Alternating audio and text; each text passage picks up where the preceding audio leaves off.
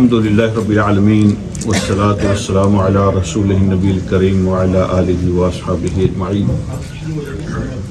اما بعد فاعوذ باللہ من الشیطان الرجیم بسم اللہ الرحمن الرحیم ظہر الفساد فی البر والبحر بما کسبت ایدی الناس لیذیقہم بعد الذی عملوا لعلہم یرجعون قل سیروا فی الارض فانظروا کیف کان عاقبۃ الذین من قبل کان اکثرهم مشرکین فاقم وجهک للدین القیم من قبل ان یأتی یوم لا مرد له من اللہ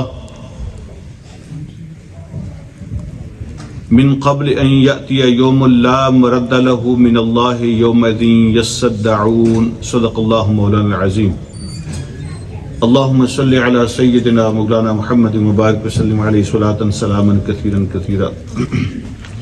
انشاءاللہ آج ہم سورہ روم کو کمپلیٹ کریں گے، کوشش کرتے ہیں کہ آج یہ کمپلیٹ ہو جائے انشاءاللہ، اور اگلے ہفتے سے سورۃ لقمان کا آغاز ہوگا انشاءاللہ۔ قیامت کے حوالے سے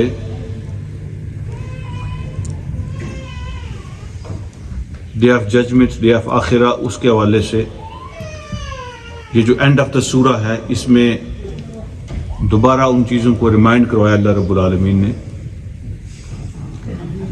اور قیامت کا ہونا، اس کے کچھ دلائل بیان فرمائے ہیں، اس کے کچھ ریزن بیان فرمائے ہیں کہ کیوں ضروری ہے کہ قیامت قائم ہو۔ تو آج کے سبق کا آغاز اس بات سے ہوا ہے، ظہر الفساد فی البر والبحر بما کسبت ایدی الناس۔ خشکی میں اور سمندر میں، پانی میں، دو ہی حصے ہیں نا زمین کے، یا پانی ہے یا لینڈ ہے۔ تو خشکی میں اور سمندر میں ہر جگہ پر فساد برپا ہو چکا ہے، لیکن اس کی ریزن کیا ہے؟ بما کسبت ایدی الناس، ان عملوں کی وجہ سے جو لوگوں نے کیے ہیں، جو لوگوں نے کمائے ہیں، ان کے اعمال کی وجہ سے خشکی اور تری میں فساد پیدا ہو گیا۔ کچھ لوگوں کا خیال یہ ہے کہ یہ اشارہ ہے روم اور ایران کی جنگ کی طرف، جس کا اشارہ اس سورت کے آغاز میں ہوا تھا۔ روم اور ایران کی جنگ جو ہے، جس سے اس سورت کا آغاز ہوا، جس نے آدھی سے زیادہ دنیا کو اپنی لپیٹ میں لیا تھا۔ اس وقت دو ہی سپر پاور تھی نا، ایران اور روم، تو ان دونوں کی آپس کی جو جنگ ہے، اللہ نے اس کو فساد قرار دیا۔ یہ لوگوں کے اپنے غرور کی وجہ سے، ان کے تکبر کی وجہ سے، اور ناسمجھی کی وجہ سے، طاقت کے نشے کی وجہ سے خشکی اور تری جو ہے نا وہ فساد سے بھر گئی۔ کچھ لوگوں کا خیال یہ ہے کہ یہ جنگ کی بات نہیں ہے، یہ جنرل سٹیٹمنٹ ہے اللہ کی طرف سے۔ کچھ فلاسفر یہ کہہ رہے ہیں نا کہ انسان آہستہ آہستہ ترقی کر کے اس نے علم حاصل کیا ہے، اور جنگلوں سے نکلا ہے تو شہر اس نے بسائے ہیں، اور جہالت سے نکلا ہے تو اس نے علم حاصل کیا ہے، اور وہ اس کو کچھ نہیں پتا تھا تو آہستہ آہستہ اس نے چیزوں کو ڈیولپ کیا ہے، تو یہ اندھیرے سے روشنی میں آیا ہے، تو یہ غلط سے صحیح کی طرف آیا ہے، آہستہ آہستہ خود اس نے ترقی کی ہے۔ تو اللہ رب العالمین نے اس سٹیٹمنٹ کو ریفیوز کیا ہے۔ قرآن یہ کہتا ہے کہ جب دنیا کا آغاز ہوا تھا تو علم کے ساتھ ہوا تھا، جب دنیا کا آغاز ہوا تھا تو روشنی کے ساتھ ہوا تھا، جب دنیا کا آغاز ہوا تھا تو امن کے ساتھ ہوا تھا۔ یہ جو فساد پیدا کیا یہ انسانوں نے خود کیا، یہ جو اندھیرے پیدا کیے انسانوں نے خود کیے، یہ جو جہالتیں کی ہیں یہ انسان نے خود کی۔ دنیا کا آغاز جو ہے نا وہ پازیٹیو ہوا تھا، اچھائی کے ساتھ ہوا تھا، باقی ساری خرابیاں انسانوں کے اپنے ہاتھوں کی پیدا کی ہوئی، ان کے اعمال کا نتیجہ ہے۔ تو یہ فلسفہ قرآن نے پیش کیا۔ اللہ فرماتے ہیں ظہر الفساد فی البر والبحر بما کسبت ایدی الناس۔ لیکن اس کے پیچھے ریزن کیا ہے؟ اگر روم اور ایران کی جنگ بھی ہو تو ریزن کیا ہے؟ اور دنیا میں جو فساد پیدا ہوتے ہیں، تباہیاں آتی ہیں، اس کے پیچھے وجہ کیا ہے؟ تو اللہ رب العالمین فرماتے ہیں یہ ہوتے تو ہیں انسانوں کے اپنے ہاتھوں کی وجہ سے، اپنی کمائی کی وجہ سے۔ لِيُذِيقَ بَعْدَ الَّذِي عَمِلُوا، تاکہ اللہ رب العالمین ان کے کچھ کاموں کی سزا ان کو دنیا میں دیں. یہ جو دنیا ہے نا، اس میں مکمل سزا کسی کو نہیں ہوتی، اس لیے اللہ نے قیامت رکھی ہوئی ہے. سارے اعمال کی سزا یہاں نہیں ہوتی، لیکن کچھ کی ہو جاتی ہے. وہ جو شیکنگ ٹریٹمنٹ ہوتی ہے نا، بعض اوقات کوئی کیش ریوارڈ بھی ہو جاتا ہے کسی کام کا، نقد سزا بھی ہو جاتی ہے، لیکن وہ ساری نہیں ہوتی. کمپلیٹ اور مکمل سزا کے لیے اللہ رب العالمین نے پھر قیامت رکھی ہوئی ہے. مثلا ایک آدمی نے 100 قتل کر دیے، آپ اس کو کتنی دفعہ قتل کر سکتے ہیں؟ ایک ہی دفعہ قتل کر سکتے ہیں. تو وہ جو باقی 99 ہیں تو ان کی سزا کدھر گئی؟ تو یہاں دنیا میں ہر عمل کی سزا نہیں ہو سکتی، یا اگر ہو بھی تو پوری نہیں ہو سکتی. اس لیے اللہ رب العالمین نے قیامت رکھی ہوئی ہے کہ اس دن اللہ پاک مکمل انصاف فرمائیں گے. اس لیے فرمایا کہ یہ جو فساد ہوتے ہیں، یہ جو تباہیاں آتی ہیں، ارتھ کویک ہوتے ہیں، سیلاب آ جاتے ہیں، سونامی آ جاتی ہے، کرونے آ جاتے ہیں، کچھ یہ جو دنیا میں جنگیں ہو جاتی ہیں آپس میں، تو یہ اللہ رب العالمین انسانوں کے بعض اعمال کے بدلے میں ان کی شیکنگ ٹریٹمنٹ کرتے ہیں، اور کبھی کبھی ان کی سزا ہوتی ہے. لیذیق بعض الذی عملوا، کچھ کاموں کی سزا جو انہوں نے کیے ہوتے ہیں. اور پھر اللہ فرماتے ہیں لعلہم یرجعون، یہ ان کو جگانے کے لیے ہوتی ہے. لعلہم یرجعون، تاکہ وہ توبہ کریں، واپس آ جائیں اللہ کی طرف رجوع. ان کو احساس پیدا ہو کہ اس میں ہماری غلطی ہے، اور اپنی غلطی کو ریکگنائز کر کے، ریئلائز کر کے واپس آئیں. لعلہم یرجعون. قل سیروا فی الارض فانظروا کیف کان عاقبۃ الذین من قبل کان اکثرهم مشرکین. اے نبی ان سے کہیے کہ زمین میں چلو پھرو، ہسٹری پڑھو، ہسٹری کو سمجھو، جا کے لوگوں کی تاریخ، ان کے آثار اور مقامات جا کے دیکھو کیسے ہوا تھا ان کے ساتھ. لوگوں کی ہسٹری اور تاریخ سے سبق حاصل کرو. اور جن کو اللہ رب العالمین نے تباہ کیا نا اس سے پہلے، ان میں جو بڑی خرابی تھی وہ یہ تھی کان اکثرهم مشرکین. ان کا جو نظام زندگی ہے وہ بیس کرتا تھا شرک پر. وہ شرک کو مانتے تھے، شرک کرتے تھے. تو اللہ رب العالمین نے شرک کی یہ جو عقیدہ ہوتا ہے نا، یہ آپ کے مورل اور مینر کو افیکٹ کرتا ہے، اس کا امپیکٹ ہوتا ہے. انسان کے جو اخلاقیات ہوتی ہیں نا، اس کی جو اس کے گیو اینڈ ٹیک ہوتا ہے، جو اس کا بیہیویئر ہوتا ہے، اس کی بیس پہ اس کا عقیدہ ہوتا ہے.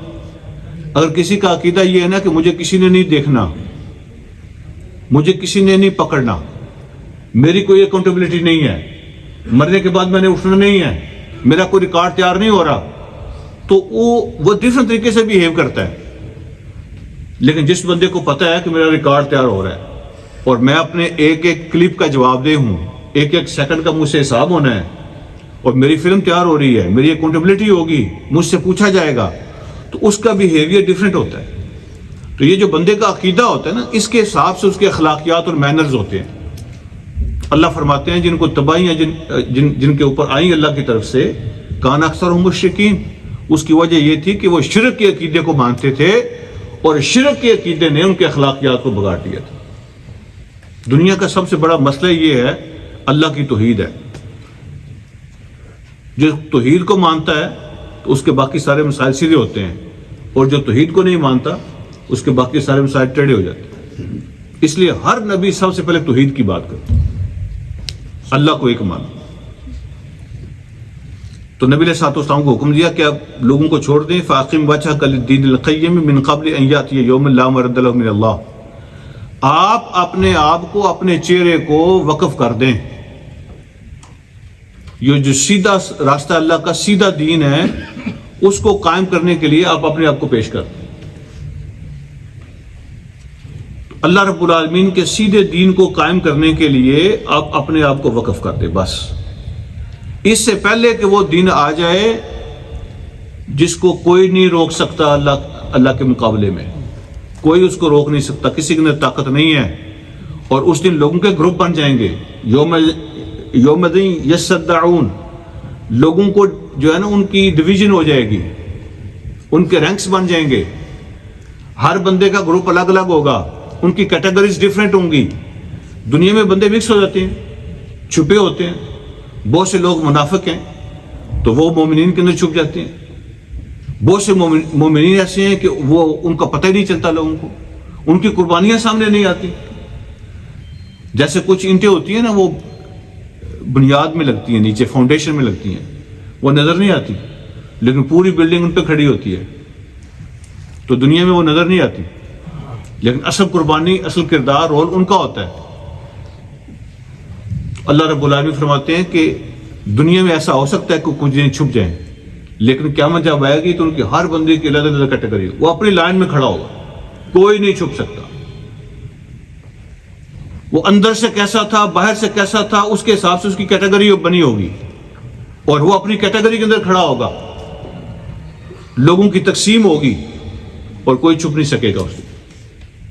یعنی لائن سے ہی پہچانے جائیں گے، اور جھنڈوں سے ہی پتہ چل جائے گا کہ کون کہاں کھڑا ہے، کس کیٹیگری میں آتا ہے. من کفر فعلیہ کفرہ، جس نے کفر کیا اس کا نقصان اور وبال اور برڈن اس کی اپنی ذات کے لیے ہے. ومن عمل صالحا فلانفسہم یمہدون، اور جنہوں نے اچھے کام کیے ہیں وہ اپنے راستے صاف کر رہے ہیں، وہ اپنے لیے آسانیاں پیدا کر رہے ہیں، اللہ کی بادشاہی میں اضافہ نہیں کر رہے. ومن عمل صالحا فلانفسہم یمہدون، اور جو اچھے کام کر رہے ہیں وہ اپنے راستے صاف کر رہے ہیں، اپنے لیے آسانیاں پیدا کر رہے ہیں. تو اپنے راستے صاف کرو، اپنے لیے آسانیاں پیدا کرو. اور اس کی ایک ہی ٹپ ہے، من عمل صالحا، کام اچھے ہوں گے راستے آسان ہوں گے، کام اچھے ہوں گے تو راستے آسان ہوں گے. اگلی بات فرمائی، لِيَجْزِيَ الَّذِينَ آمَنُوا وَعَمِلُوا الصَّالِحَاتِ مِنْ فَضْلِهِ، تاکہ اللہ رب العالمین ایمان والوں کو، نیک کام کرنے والوں کو اپنے فضل سے نواز دیں. اپنے فضل سے اللہ رب العالمین ان کو نواز دیں. إِنَّهُ لَا يُحِبُّ الْكَافِرِينَ، بے شک وہ کفر کرنے والوں کو نہیں پسند کرتا، انکار کرنے والوں کو، ناشکری کرنے والوں کو وہ پسند نہیں کرتا. عمل نیک ہوں اور ایمان اس کی بنیاد پہ ہو، وہ ان کو پسند کرتا ہے. پھر فرمایا کہ وَمِنْ آيَاتِهِ أَنْ يُرْسِلَ الرِّيَاحَ مُبَشِّرَاتٍ وَلِيُذِيقَكُم مِّن رَحْمَتِهِ وَلِتَجْرِيَ الْفُلْكُ بِأَمْرِهِ وَلِتَبْتَغُوا مِنْ فَضْلِهِ لَعَلَّكُمْ تَشْكُرُونَ. تو بارشیں بھیجنے کی ریزن بھی اللہ نے بیان فرمائی. ایک ہی آیت میں کتنے بڑے انعامات ذکر کر دے. ایک بارش کی وجہ سے اللہ کیسے کیسے کام لیتا ہے، اور اس کی خاص نشانیوں میں سے یہ ہے کہ وہ ہوائیں بھیجتا ہے بارش سے پہلے. مبشرات، وہ آ کے تمہیں خوشخبری دیتی ہے. ہوا آتی ہے نا تو لوگ اندازہ لگا لیتے ہیں کہ اب بارش آ رہی ہے. ہوا پیغام دیتی ہے، آ کے اناؤنسمنٹ کرتی ہے بارش آ رہی ہے، تو خوشخبری دیتی ہے. تو اللہ فرماتے ہیں ایک اس بارش سے میں یہ کام لیتا ہوں، لِيُذِيقَكُم مِّن رَحْمَتِهِ، تاکہ اللہ تمہیں اپنی رحمت عطا فرمائے، اپنی رحمت کا مزہ چکھائے. تو بارش بنیاد ہے، بارش کا پانی جو ہے یہ زندگی کی بنیاد ہے. اللہ تمہیں اپنی رحمت عطا کرتا ہے بارش کے ذریعے سے. پھر فرمایا وَلِتَجْرِيَ الْفُلْكُ بِأَمْرِهِ، اور تاکہ کشتیاں چلیں پانی کے اندر اللہ کے حکم سے. وَلِتَبْتَغُوا مِنْ فَضْلِهِ، تاکہ تم اللہ کا رزق تلاش کر سکو. اللہ کا رزق تلاش کرو. یہ پانی کا جو اللہ پاک نے سائیکل بنایا ہوا ہے نا، نیچے سے پانی اوپر جاتا ہے، اوپر سے نیچے آتا ہے. آگے وہ بھی تفصیلات آ رہی ہیں اللہ رب العالمین کیسے وہ سائیکل چلاتے ہیں. وَلَعَلَّكُمْ تَشْكُرُونَ، اس کی نعمتیں کھاؤ، اس کے انعامات سے فائدہ اٹھاؤ اور اللہ کا شکریہ ادا کرو، اس کا شکریہ ادا کرو. وَلَقَدْ أَرْسَلْنَا مِنْ قَبْلِكَ رُسُلًا إِلَىٰ قَوْمِهِمْ فَجَاءُوا بِالْبَيِّنَاتِ فَانْتَقَمْنَا مِنَ الَّذِينَ أَجْرَمُوا. آپ کو یہ انوکھی بات نہیں کر رہے، یہ پہلی مرتبہ نہیں کر رہے، آپ سے پہلے بھی ہم نے رسول بھیجے ہیں. وہ قوموں کے پاس آئے اور انہوں نے کھلی کھلی باتیں کی ان سے، لیکن جنہوں نے نہیں مانا اور مخالفت کی، دشمنی کی، تو اللہ نے فرمایا فَانْتَقَمْنَا مِنَ الَّذِينَ أَجْرَمُوا، ہم نے مجرموں سے اور کریمنل لوگوں سے انتقام لیا.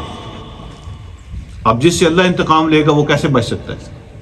تو ہم نے مجرموں سے انتقام لیا. وَكَانَ حَقًّا عَلَيْنَا نَصْرُ الْمُؤْمِنِينَ، اور مومنوں کی مدد کرنا ہماری ذمہ داری تھی. یہ مومنوں کا ہم پر حق تھا، اور اللہ کہتے ہیں میری ذمہ داری تھی کہ میں مومنوں کی مدد کروں. مومنوں کی مدد کرنا ہماری ذمہ داری تھی. اب اللہ پاک نے وہ بارش کا سائیکل بیان کیا ہے. جب قرآن نازل ہو رہا تھا تو آج سے 1400 سال پہلے، اس سے بھی زیادہ عرصہ ہو گیا ہے، تو وہ زمانہ تو سائنس کا نہیں تھا نا. تو یہ نبی علیہ الصلوۃ والسلام کو کس نے بتایا؟ اگر خدا نخواستہ آپ نے لکھوائی ہے یہ کتاب، کسی سے لکھوائی ہے یہ کتاب، تو آپ کو کس نے بتایا تھا کہ بارش کیسے بنتی ہے اور کیسے آتی ہے اور یہ سائیکل کیسے چلتا ہے؟ کس نے بتایا تھا آپ کو؟ اس وقت تو سائنس نہیں تھی، ان باتوں کا پتہ اس وقت تو نہیں تھا. تو یہ اس بات کی شہادت ہے کہ یہ کسی انسان کی بنائی ہوئی کتاب نہیں ہے. یہ جو سائیکل چلاتا ہے نا، یہ اس کی ساری باتیں ہیں. آپ سنیں تو آپ کو اندازہ ہوگا کہ یہ اللہ رب العالمین نے ایگزیکٹلی وہ سارا وہ بیان کیا ہوا ہے جو آج لوگوں کو پتہ چلا ہے. اللہ الذی یرسل الرياح، اللہ وہ ہے جو پہلے ہوائیں بھیجتا ہے. اب جو ہے نا وہ اس کو فالو کریں آپ، جو سٹیپس اللہ نے بیان کیے. ہوائیں آتی ہیں، فَتُثِيرُ سَحَابًا، تو وہ کلاؤڈز کو اٹھاتی ہیں، ان کو چلاتی ہیں. ہوا کے ذریعے سے بادل جو ہے نا وہ چل پڑتے ہیں، ہوائیں ان کو اٹھا کے لے جاتی ہیں. فَيَبْسُطُهُ فِي السَّمَاء، تو وہ ان کو آسمانوں میں بلندیوں میں لے جاتی ہیں. ہوائیں بادلوں کو اٹھا کے بلندیوں میں لے جاتی ہیں. اچھا پھر کیا ہوتا ہے؟ وَيَجْعَلُهُ كِسَفًا، اللہ رب العالمین پھر ان کی ٹکڑیاں بنا دیتا ہے، بادلوں کے ٹکڑیاں بنا دیتا ہے. کچھ آپ نے دیکھا ہوگا بہت تھک ہوتی ہیں، کچھ بہت تھن ہوتی ہیں، کوئی بالکل دھواں ہوتا ہے، کچھ ایسے پہاڑ سے محسوس ہوتے ہیں. پھر اللہ ان کو ٹکڑوں میں تقسیم کرتے ہیں. فَتَرَى الْوَدْقَ يَخْرُجُ مِنْ خِلَالِهِ، پھر اللہ ان کو ٹھنڈی جگہ لے جاتا ہے، اس کے اندر بھی پانی بنتا ہے، اور تم دیکھتے ہو کہ بادلوں کے اندر سے پانی نکلتا ہے. بادلوں کے اندر سے پانی نکل رہا ہے. اگر آپ خود بادلوں کے اندر ہوں تو آپ کو پانی نظر نہیں آتا. آپ ان کو بے شک ہاتھ ماریں، جو کریں، آپ پہاڑ پہ چلے جائیں نا، اونچے پہاڑوں پہ جہاں بادل اترے ہوتے ہیں، آپ بادل کے اندر کھڑے ہوں گے آپ کو پانی نہیں ملے گا، لیکن اسی کے اندر سے پانی نکل رہا ہوتا ہے. جو بارش ہوتی ہے وہ کلاؤڈ کے وہ دھوئیں کے اندر سے نکل رہی ہوتی ہے. آپ اس کے اندر ہوں تو آپ کو پانی نظر نہیں آتا. اور اتنا ٹنوں کے حساب سے وہ ہوتا ہے، ہوا اس کو اٹھا کے ایسے اڑ رہا ہوتا ہے جیسے دھواں ہوتا ہے، اور ٹنوں کے حساب سے اس کے اندر پانی ہوتا ہے. اور دنیا کی کوئی مشین اس کو اٹھا نہیں سکتی جتنا پانی ان کے اندر ہوتا ہے. لیکن وہ نکلتا کہاں سے ہے؟ وہاں تو نظر نہیں آتا. پھر اللہ فرماتے ہیں فَتَرَى الْوَدْقَ يَخْرُجُ مِنْ خِلَالِهِ، تم دیکھ رہے ہو کہ بارش کے قطرے جو ہے نا وہ کلاؤڈز کے اندر سے نکل رہے ہیں. فَإِذَا أَصَابَ بِهِ مَن يَشَاءُ مِنْ عِبَادِهِ، اور اللہ پھر جہاں جہاں چاہتے ہیں اپنے بندوں کو وہ پانی پہنچاتے ہیں بارش. آپ دیکھیں گے کہ یہاں پہ برس رہی ہے، مثلا راشٹر میں نہیں برس رہی، ایک ہی ایریا ہے، اور اوڈم کے ایک حصے میں بارش ہے، دوسرے میں نہیں ہے. اور ایسا بھی ہوتا ہے کہ گلی کس طرف بارش ہے، گلی کس طرف نہیں ہے. تو اللہ نے فرمایا کہ فَإِذَا أَصَابَ بِهِ مَن يَشَاءُ مِنْ عِبَادِهِ، جن جن کو چاہتا ہے اللہ ان تک پہنچاتا ہے. اذا ہم یستبشرون، اور جب بارش کا پانی ان کو ملتا ہے تو وہ خوش ہو جاتے ہیں، لوگ خوش ہو جاتے ہیں. یہاں اگر بارشیں ہونا بند ہو جائیں تو جناب یہاں الرٹ جاری ہو جاتے ہیں، گاڑیاں دھونی بند کرو، پانی کی کمی ہو گئی ہے. 2-3 ہفتے بارش نہ ہونا تو الرٹ جاری ہو جاتے ہیں. ٹھیک ہے، چلے باقی تو آپ اندازہ کریں جن کی ساری بیس ہی پانی پہ ہے. یہاں تو لوگ کہتے ہیں جن کے پاس ریسورسز ہیں، ٹھیک ہے، ٹیوب ویل لگا لیں گے، پانی نکال لیں گے. جن کے پاس کچھ نہیں ہے، جنہوں نے صرف بارش کا پانی استعمال کرنا ہے سارا سال، وہ کیا کرتے ہیں؟ اذا هم یستبشرون، جب بارش آتی ہے تو وہ خوش ہو جاتے ہیں. فصلیں، باغ، جانور، زندگی، سارا کچھ پانی پہ بیس کرتی ہے. فانظر الی آثار رحمت اللہ کیف یحیی الارض بعد موتها، اب دیکھو اللہ رب العالمین کی رحمت کی نشانیاں، کیسے اللہ اپنی رحمت کی نشانیاں دکھاتا ہے اور ٹوٹلی مری ہوئی زمین کو زندہ کر دیتا ہے. یہ جو اللہ نے بارش کی مثال دی ہے نا، تو یہ مفسرین بیان فرماتے ہیں کہ یہ دنیا کی بارش ہے نا، ایسے ہی ایک روحانی بارش بھی ہے. ایک جو فزیکل بارش ہے نا، اس سے دنیا کی چیزیں جو ہے نا وہ پیدا ہوتی ہیں، رونق آ جاتی ہے، بہار آ جاتی ہے، پھول باغ ہر چیز، فصلیں، جانور، انسان کا سب کا بندوبست ہو جاتا ہے. ایک روحانی بارش ہوتی ہے جس کا نام وحی ہے. اللہ اس کی طرف بھی اشارہ فرما رہے ہیں. دل جو انسان کا ہے نا وہ مری ہوئی زمین کی طرح ہو جاتا ہے، اس میں کچھ نہیں اگتا، کوئی رونق نہیں رہتی. اللہ وحی کے ذریعے سے، اپنے نبیوں کے ذریعے سے وہ وحی کی بارش کرتے ہیں. یہ اللہ رب العالمین کی وحی کی بارش ہے. اس سے پھر اللہ دل کی جو دنیا ہے نا اس کو آباد کرتے ہیں، اس میں رونقیں آ جاتی ہیں، ان میں اخلاق پیدا ہو جاتے ہیں، اچھا کردار آ جاتا ہے، نیک اعمال ہوتے ہیں. یہ اللہ کی بارش ہے جو اللہ آسمان سے بھیجتے ہیں اور مرے ہوئے لوگوں کے دلوں کو زندہ اللہ کر دیتے ہیں.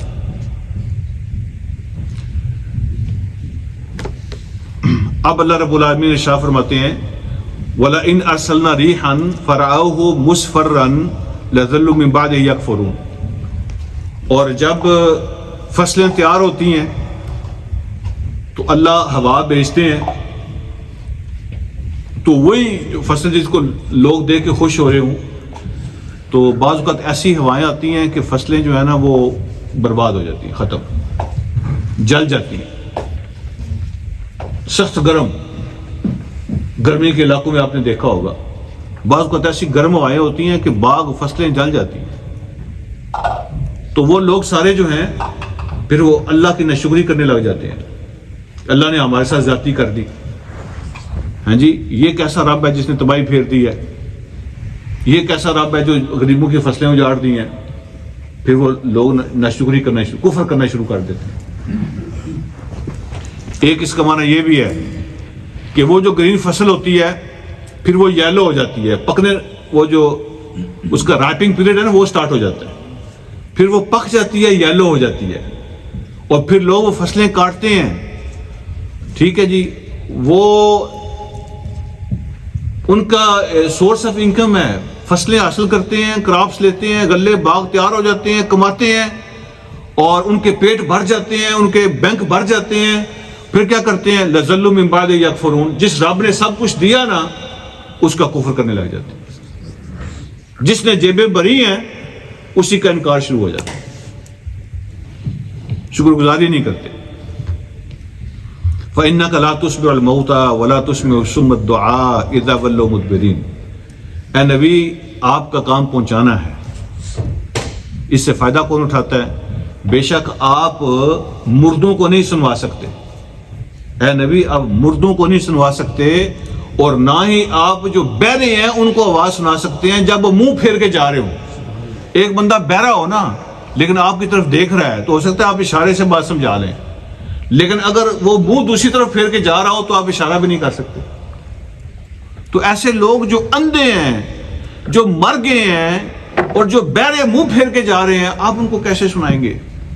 آپ پریشان نہ ہوں، آپ نے ان کو سنانا ہے. اور پھر اللہ فرماتے ہیں کہ اِنَّكَ تُسْمِعُ إِلَّا مَن يُؤْمِنُ بِآيَاتِ رَبِّهِ مُسْلِمٌ. آپ تو صرف اس کو سنا سکتے ہیں جو ماننے والا ہے، میری حکموں کو مانتا ہے اور اس کے سامنے اپنے سر کو جھکاتا ہے، وہ آپ کی باتیں سنے گا بھی، مانے گا. یہ جو لوگ ہیں یہ تو مردہ ہیں، حالانکہ وہ چل پھر رہے تھے، اللہ نے کہا مردہ ہیں، اور یہ بہرے ہیں، اندھے ہیں. ان کی آنکھیں بھی ٹھیک تھی، ان کے کان بھی ٹھیک تھے، اللہ نے ان کو اندھے بہرے کہا ہے، اس لیے کہ جو بات سننے والی ہے وہ نہیں سنتے، اور جو دیکھنے والی ہے وہ نہیں دیکھتے، اور جو سمجھنے والی ہے وہ نہیں سمجھتے.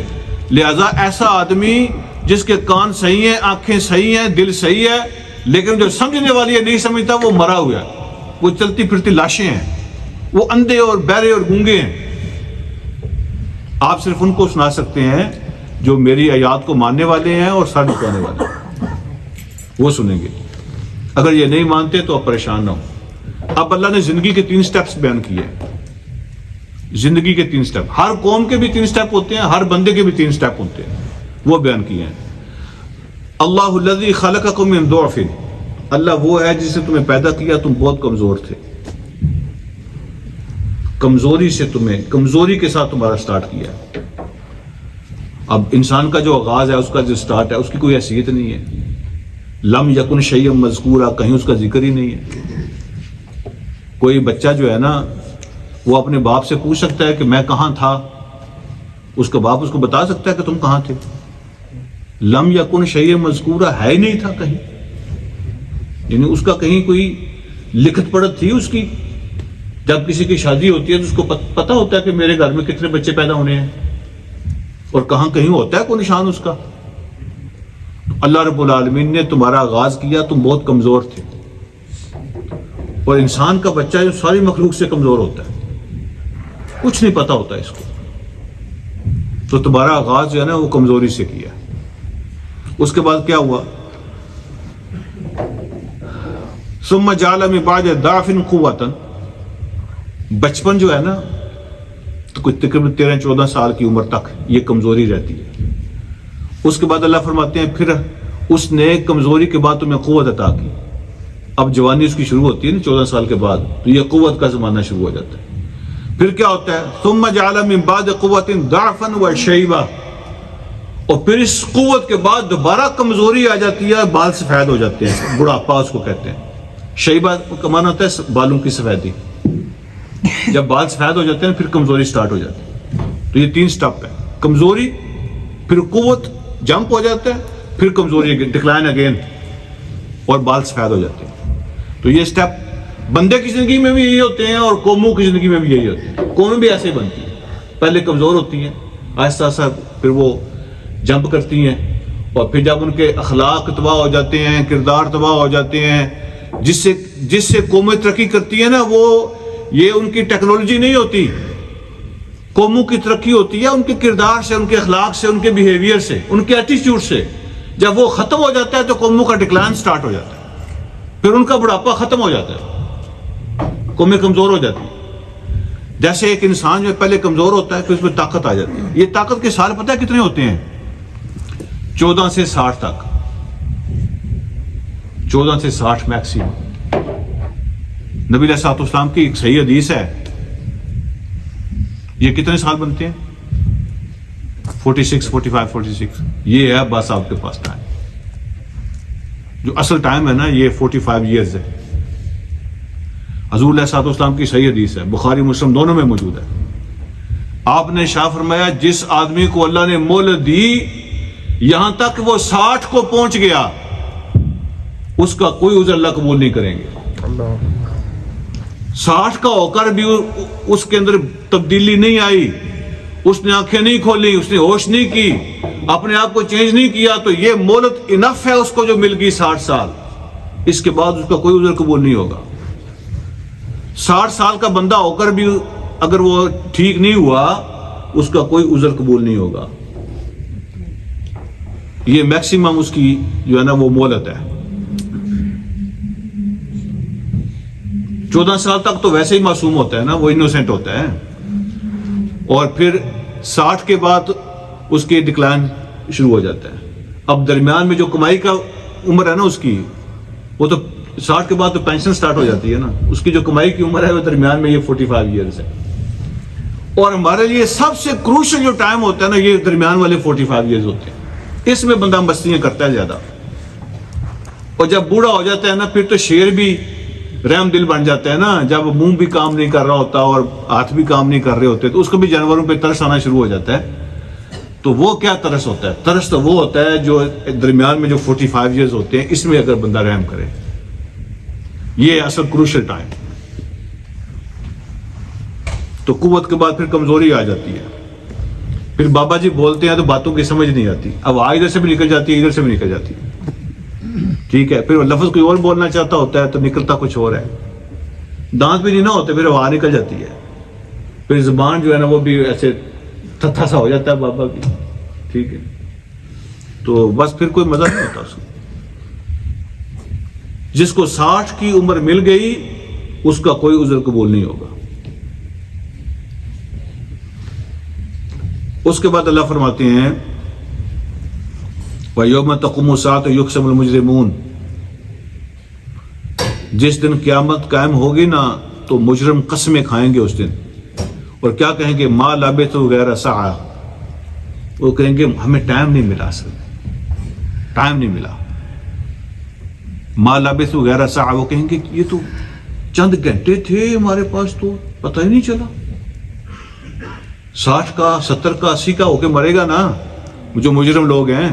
تو جب قیامت قائم ہو جائے گی نا، اس کے دو مطلب، جب قبر سے اٹھیں گے نا، اللہ کی طرف سے اناؤنسمنٹ ہوگی، وہ ٹرمپٹ میں بلو کیا جائے گا، وہ اٹھیں گے سارے تو کہیں گے ہیں یہ تو ابھی 2 گھنٹے ہوئے تھے ہمیں یہاں، کس نے اٹھا دیا؟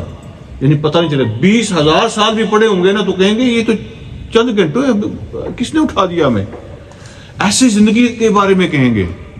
اصل میں ہمیں نہ ٹائم نہیں ملا، مہلت نہیں ملی. ٹھیک ہے، تو 70 80 90 سال کا بھی ہو کے مرے گا تو کہے گا کہ ما لبثوا غیر ساعہ. اصل میں ٹائم نہیں ملا ہمیں، وقت تھوڑا تھا. کذالک کانوا یؤفکون، اصل بات یہ ہے کہ وہ بہک گئے تھے، ان کی مت ماری گئی تھی. یؤفکون کا معنی، اصل مسئلہ یہ ہے کہ ٹائم ملا تھا ان کو لیکن ان کی مت ماری گئی تھی، وہ بہک گئے تھے. وہ بندہ جب بہک جاتا ہے، سلپ ہو جاتا ہے، تو پھر اس کو وقت کا پتہ نہیں چلتا. وقت ملا تھا ان کو.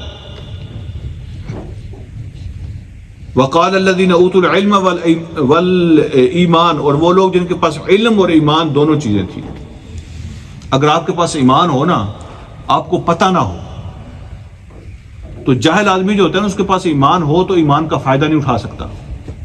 تو ایمان کے ساتھ ساتھ بیسک علم چاہیے کہ جس رب پہ میرا ایمان ہے وہ رب ہے کون، جس کتاب پہ میرا ایمان ہے وہ کتاب کیا ہے، جس نبی پہ میرا ایمان ہے وہ نبی کیا ہے، جس آخرت پہ میرا ایمان ہے وہ آخرت کے. بیسک نالج ہونا چاہیے نا، حلال کیا ہے حرام کیا ہے.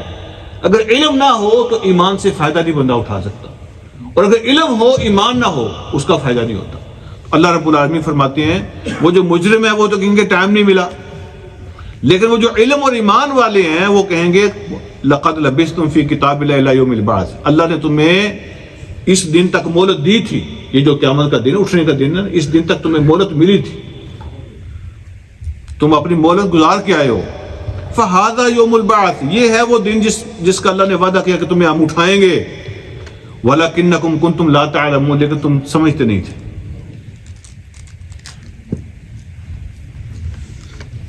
فَيَوْمَئِذٍ لَا يَنْفَعُ الَّذِينَ ظَلَمُوا مَعْذِرَتُهُمْ، اس دن معافی مانگنے کا کوئی فائدہ نہیں ہوگا ظالموں کو. عذر پیش کریں گے، معذرتیں کریں گے، ان کو معذرت پیش کرنے کا فائدہ نہیں ہوگا. وَلَا هُمْ يُسْتَعْتَبُونَ، اور نہ ان کو موقع دیا جائے گا کہ معافی مانگو. یعنی ایک ہوتا ہے نا کسی کو یہ چانس مل جائے کہ چلو معافی مانگو میں معاف کر دوں گا، ان کو معافی مانگنے کا بھی چانس نہیں. وہاں تو ختم نا سب کچھ، وہ تو مہلت ختم. معافی ادھر مانگنی ہے، وہاں چانس نہیں ہوگا معافی مانگنے کا. اور آخر میں اللہ فرماتے ہیں وَلَقَدْ ضَرَبْنَا لِلنَّاسِ فِي هَذَا الْقُرْآنِ مِنْ كُلِّ مَثَلٍ، اس قرآن کے اندر ہم نے لوگوں کو ہر مثال دے کے سمجھایا. اس قرآن کے ذریعے سے ہم نے لوگوں کو ہر مثال دے کے سمجھایا ہے. وَلَئِنْ جِئْتَهُمْ بِآيَةٍ، جب آپ کوئی بھی آیت لے کے ان کے سامنے آئیں، لَيَقُولَنَّ الَّذِينَ كَفَرُوا إِنْ أَنْتُمْ إِلَّا مُبْطِلُونَ، تو کافر کہیں گے کہ یہ باطل ہے، ہم نہیں مانتے، جھوٹ ہے. تو کافر کہتے ہیں یہ سب جھوٹ ہے، یہ قیامت شیامت یہ کہانیاں ہیں، یہ اکاؤنٹیبلٹی، یہ جنت دوزخ، یہ سب کہانیاں ہیں. وہ کہیں گے سب جھوٹ ہے، ہم نہیں مانتے. کذالک یطبع اللہ علی قلوب الذین لا یعلمون، اصل بات یہ ہے کہ جب بندہ حد کراس کرتا ہے جہالت کی تو اللہ ان کے دل کو کور کر دیتا، اللہ ان کے دلوں کو کور کر دیتے، دل بند ہو جاتے. اللہ ان کے دلوں کو بند کر دیتے ہیں جو نہیں جانتے کچھ، دلوں پہ مور لگ جاتا، ٹھپا لگ جاتا ہے، اللہ ان پہ کراس لگا دیتے ہیں. اس کے نصیب میں نہیں ہے تو اس پہ کراس لگ جاتی ہے. فاصبر ان وعد اللہ حق، آپ صبر سے، استقامت سے، فاصبر کا معنی استقامت ہے، آپ استقامت سے اور صبر سے اپنا کام کرتے جائیں. اللہ کا وعدہ سچا ہے اور وہ دن آئے گا ہم ان سے نپٹ لیں گے، آپ اپنا کام کرتے جائیں. اور اس آیت کا آخری جملہ جو ہے اس سورت کا وہ یہ ہے وَلَا يَسْتَخِفَّنَّكَ الَّذِينَ لَا يُوقِنُونَ، اور یہ جن کو یقین نہیں ہے نا وہ آپ کو ہلکا نہ پائیں، آپ کو ایزی ٹاسک، ایزی ٹارگٹ نہ سمجھیں. مطلب یہ ہے کہ وہ یہ نہ سمجھیں کہ آپ کو ختم کرنا، آپ کو رستے سے ہٹانا، آپ کے ساتھ سودا کرنا، آپ کو خریدنا ٹھیک ہے نا. آپ کو چپ کرانا, آپ کو خاموش کرانا, رستے سے ہٹانا, سب کچھ بڑا آسان ہے. یہ جو یقین نہیں نہ کرتے, یہ آپ کو ہلکا نہ سمجھیں کہ یہ جو لوگ ہیں نا, ان کے ضمیر کا سودا کرنا, ان کو بیچنا, ان کو چپ کرانا, ان کو رستے سے ہٹانا, یہ کوئی مسئلہ نہیں ہے. یہ کوئی مسئلہ نہیں ہے. آج کل ویسے یہی کہتے ہیں ہمارے بارے میں, لیکن نبی علیہ الصلوۃ والسلام کو اللہ نے خطاب کیا اور آپ کے ذریعے سے ہمیں سب کو پیغام دیا ہے. یہ پیغام امت کے لیے ہے کہ جن کو یقین نہیں ہے, کافر لوگ جو ہیں, یہ تمہیں ہلکا نہ سمجھیں. اپنے آپ کو ثابت کرو کہ تم ہلکے نہیں ہو. یہ تمہارے ایمان کے سودے, تمہارے ضمیر کے سودے, حق بات کہنے سے چپ, خاموشی اختیار کر, ظلم کے ساتھی بن جانا, ٹھیک ہے, دین کو چھوڑ دینا, اللہ سے منہ پھیر لینا, یہ ساری باتیں یہ کافر لوگ تمہیں ہلکا نہ سمجھیں. آج کل تو ویسے یہی ہے نا ہمارے بارے میں. کیا پرسیپشن ہے کہ ان کو پیسے دو, جو مرضی کروا لو, ٹھیک ہے, جو مرضی کروا لو. تو یہی پرسیپشن ہے نا ہمارے بارے میں. تو اللہ رب العالمین نے حضور علیہ الصلوۃ والسلام کے ذریعے سے ہمیں میسج دیا ہے کہ اے نبی علیہ الصلوۃ والسلام کے ماننے والوں, یہ کافر لوگ تمہیں ہلکا نہ سمجھے. ہلکا کا معنی یہ نہیں ہے کہ تم ان سے لڑ پڑو. ہلکا کا معنی یہ ہے کہ تمہارے دین کے معاملے میں, تمہارے اخلاقیات کے معاملے میں, تمہارے ایمان کے معاملے میں, صبر کے معاملے میں تمہیں ہلکا نہ سمجھے.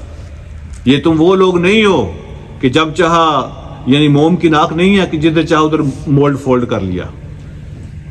تم ایک نظریہ رکھتے ہو, تمہاری ایک آئیڈیالوجی ہے, اس پہ تم قائم دائم ہو, اور لوگ تمہارے سودے نہیں کر سکتے. اور دنیا کی چھوٹی چھوٹی لالچوں کی وجہ سے تم اس نظریے کو نہیں چھوڑتے. تو یہ ہونا چاہیے, سب کو پتہ ہونا چاہیے کہ یہ مومن ہے.